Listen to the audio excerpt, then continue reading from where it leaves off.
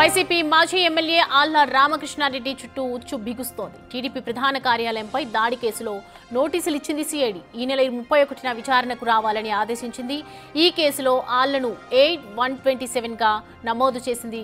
TDP ఆఫీసుపై దాడికి ఆళ్ల రామకృష్ణారెడ్డి వాహనాన్ని, జనాన్ని సమకూర్చారనే అభియోగాలు ఉన్నాయి.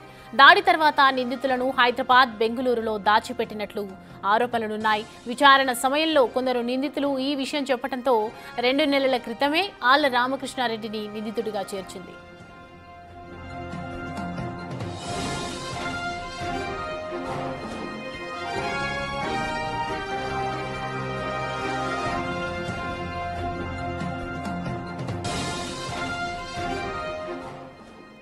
ఈ అంశానికి సంబంధించి పూర్తి డీటెయిల్స్ మా ప్రతినిధి శివ అందిస్తారు. శివ, టీడీపీ ఆఫీస్ దాడి కేసుకు సంబంధించి ఏదైతే నోటీసులు ఇచ్చిందో విచారణ 31కు హాజరు కావాలని చెప్తుంది కదా, విచారణకు హాజరయ్యే అవకాశాలు ఇంతవరకు కనిపిస్తున్నాయి. డీటెయిల్స్ ఏంటి?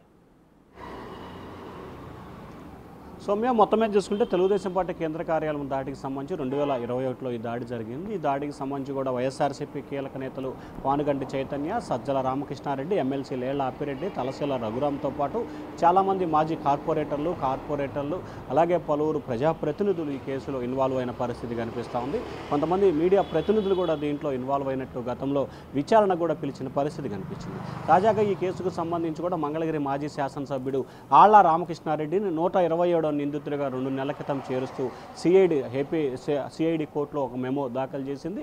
దానికి సంబంధించి 2 రోజుల క్రితం కూడా మెమోను అనుమతిస్తూ సిఐడి కోర్టు ఉత్తర్వులు జారీ చేసింది. ఈ నేపథ్యంలో ఆళ్ల రామకృష్ణారెడ్డిని ఈ నెల 31వ తేదీన గుంటూరు సిఐడి కేంద్ర కార్యాలయానికి విచారణకు హాజరు కావాలని చెప్పి నోటీస్ జారీ చేసింది. ఈ నేపథ్యంలో ఆయన ఈరోజు ఈ కేసుకు సంబంధించి కూడా విచారణకు హాజరవ్వకుండా ఫర్దర్గా ఏ విధంగా ముందుకెళ్లకుండా ఉండేందుకు స్టే ఇవ్వాలని చెప్పి కూడా ఏపీ హైకోర్టులో హౌస్ మోషన్ పిటిషన్ ఒకటి దాఖలు చేశారు. ఆ పిటిషన్ ఈరోజు విచారణకు వచ్చే అవకాశం కనిపిస్తూ ఉంది. మరొక వైపు ఆయన 31వ తేదీ విచారణకు రావాలని చెప్పి పిలిచిన నేపథ్యంలో ఆయన విచారణకు వస్తారు, లేకపోతే కోర్టు ఏ రకమైన డైరెక్షన్స్ ఇస్తుంది అనే దానికి సంబంధించి ఒక ఉత్కంఠ కొనసాగుతుంది. మరొక వైపు తెలుగుదేశం కార్యాలయం దాడి ఘటనకు సంబంధించి కొంతమంది వైఎస్ఆర్సీపీ నేతలు ముందుగానే ఆయనకు సమాచారం ఇచ్చారు. ఆయన నేతృత్వంలోని కొంతమంది కార్యకర్తలు, నేతలు వారికి వాహనాలు సమకూర్చడం, ఆ తర్వాత కూటమి ప్రభుత్వం అధికారంలోకి వచ్చిన తర్వాత కూడా కొంతమంది నాయకులను బెంగళూరు, హైదరాబాదు తదితర ప్రాంతాల్లో కూడా పోలీసులకి చిక్కకుండా దాచిపెట్టినట్లు కూడా ఆయనపై ఫిర్యాదులు, ఆరోపణలు వచ్చిన పరిస్థితి కనిపించింది. ఈ నేపథ్యంలో ఈ కేసులో ఆయన్ని 127వ నిందితుడిగా చేర్చి విచారణకు రమ్మని చెప్పి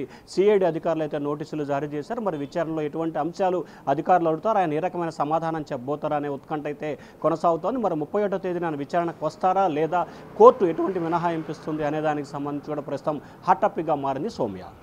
right Shiva, thanks for the updates.